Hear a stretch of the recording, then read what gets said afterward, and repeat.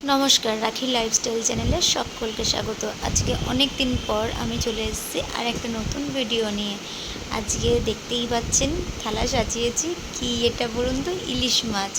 ইলিশ মাছ আমরা সবাই কম বেশি পছন্দ করে থাকি, আর যদি হয় সেটা অসময়ে ইলিশ তাহলে তো আর কথাই নেই। আমাদের বাড়িতে বেশিরভাগ সময়ই ইলিশ মাছটা আলু ভাতে গরম মাছ ভাজা আর ইলিশের তেলটা দিয়েই খাওয়া হয়। ইলিশ ভাপাটাও খাওয়া হয়।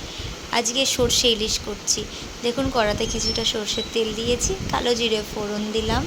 তারপরে এটা যতক্ষণ না গরম হচ্ছে ততক্ষণ ওয়েট করব।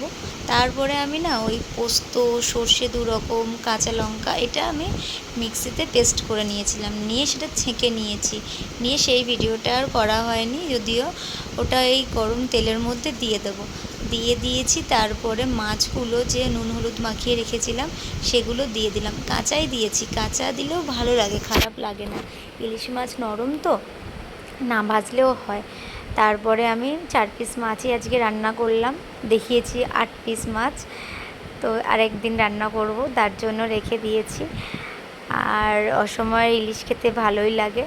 মাছগুলো দিয়ে দেওয়ার পর নুন হলুদ আর একটু দিয়ে দিলাম, মনে হলো যেন কমই হয়েছে। দিয়ে দিয়েছি, দিয়ে ফুটাবো কিছুক্ষণ, 3-4 মিনিট ফুটাবো, মাছগুলো সিদ্ধ হয়ে যাবে। তারপরে নামিয়ে নেব। আজকে আরও একটা রান্না করব, কিন্তু সেই ভিডিওটা অন্য দিন দেখাবো। কুমড়ো পুঁই শাক কাঁকড়া দিয়ে, চিতি কাঁকড়া আমাদের এখানে উঠেছে, আমি নিয়েছি কিছুটা, নিয়ে সেটাকে ছাড়িয়ে রেখেছিলাম। আজকে মনে করলাম এটা যখন করছি ভাপাটার সাথে কুমড়ো পুঁই শাকটাও করবো, ভালো লাগবে খেতে। আপনাদের কার কার ইলিশ পছন্দ সেটা আমাকে কমেন্টে জানাবেন। Thank you.